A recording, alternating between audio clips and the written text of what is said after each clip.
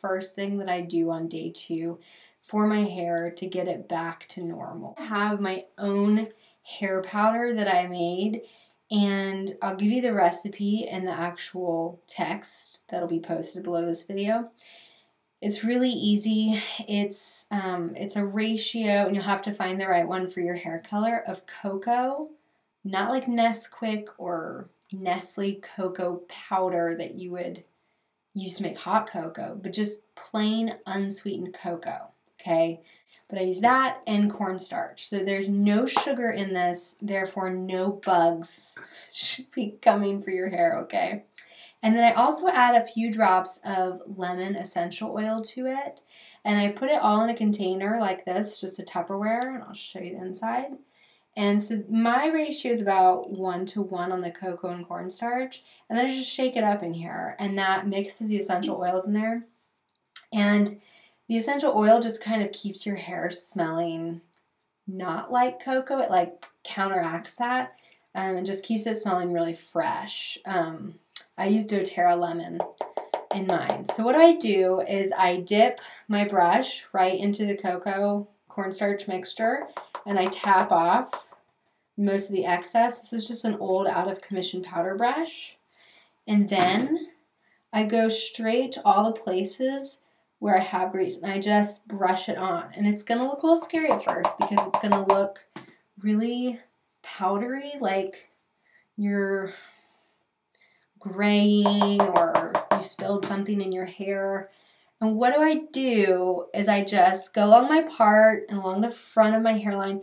Then I keep going over in sections away from my part. So you can see I just did a second section. Here's the third. And I just keep tapping my brush in there, getting it covered, and then just moving on. And I typically do like 3 or 4 sections on either side of my part. And I find if you can do this really well on day 2, you don't really have to do this again until you get to maybe day 5. So now I'm going on the other side of my part in sections. You just want to make sure you really tap out that makeup brush really well. If you do this with your fingers, it just doesn't go on the same. And the more you touch your hair, the more you're adding oils to it. So I try to just use something other than my fingers. And then I just always like to get the front. And if you work out a lot and you sweat like I do, I like to go along my nape as well. So that's back here. Just going up. If you're tapping off enough of the excess on that makeup brush, you really shouldn't have any issues getting this on your clothes. But I will say you always want to do this in the bathroom in case any is spilling. Then you don't want it, the cocoa could stain anything that's light. So you definitely don't want to do it on a white rug in your living room. So anyways, once it's on there, I go about getting ready. I do my makeup, brush my teeth. You basically want to let it sit for just at least 3 minutes, if not 5. So I'm going to go ahead and do my makeup while this sits. Put on a little bit of makeup and brushed my teeth while this was setting in. And now I'm ready to go ahead and start distributing it. Now I know I said I don't like to touch my hands with my hair, but I just washed them to get all the excess oils off. And I am going to really quickly rub along the lines where I put the hair powder in. And then I'm going to use a natural bristle brush to further distribute that. And what this is doing is it's had a chance to absorb the oil, and we're just working it through so it can get any particles, any bits of oil up that it hasn't gotten yet. And I just think the fingers, if you do it really quickly and you've washed them really well, they will do initially a better job, and then the brush kind of takes care of whatever the fingers didn't get. So why a natural bristle brush? Well, a natural bristle brush is going to, it doesn't matter what shape it is, it's going to help not fight the oils, but it's going to pick up the oils and move them from the end to the tip. So then this is pretty much the last part. I'm just going to start and make sure I'm going from the root down to the very end of my hair. See?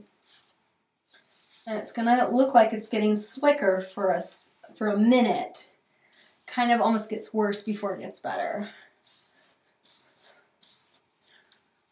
You can see it's like slicking it down to my head as it distributes those natural oils and hair powder root to tip. And I'm just getting the nape. I put that in. Okay, so now we're essentially done and ready to style the hair. And I'm just gonna pull it out and find my part again. And here it is. And in about 2 minutes or so, this is just gonna kind of settle down and you start to get a really nice base to work with for styling your hair. Okay, so another 2 minutes later and you can see everything just looks normal. The amount of shine at the top is the same as the amount of shine at the ends. There's no frizz now at the bottom. It was just a little staticky looking in the initial shot, I thought.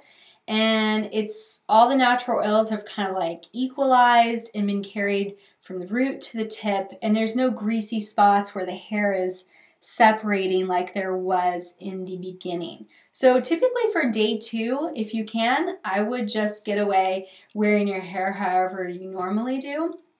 If you still find as you're training your hair that this is too much, then I like to do a half up, half down style on day 2. A quick way to do a half up, half down that's a little different from just pulling the sides back is to add a little volume, and this helps any oil that is produced in your hair throughout the day to not get right on the hair. It kind of lifts the hair off the scalp a little. So you could do this with curly hair, with straight hair, but you're basically going to take a little section at the front, twist it, and pin it with a bobby pin. I don't know if you can see that very well. It's just a bobby pin. So, and I like to kind of put them so they're going down with the hair. I have no idea if you can see that. But then we're going to cover that up with the next section of hair. And we're just giving it a little twist at the end where we want to pin it, finding our pin and sticking it in. And we'll do it a third time. And on the third one, I'm actually going to pin, I'm going to stick my pin so that it goes in the opposite direction, so going up. And hopefully that will catch the middle pin there. So there's that. And you can just kind of pull out a few hairs to cover that and then spray those hairs there. And then I'm going to repeat on the right side.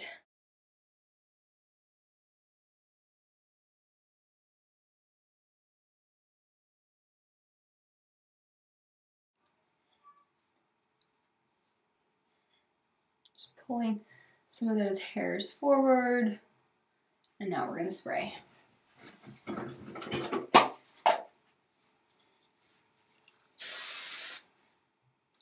Try not to spray right on the roots, but just kind of from here back.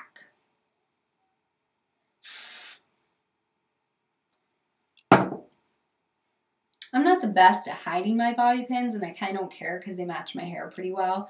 So here's what the back looks like, and I have no idea how many bobby pins are visible, but I'm pretty sure these are visible. You could cover that with a bow or a flower, or you could just say screw it. But anyways, that's day 2.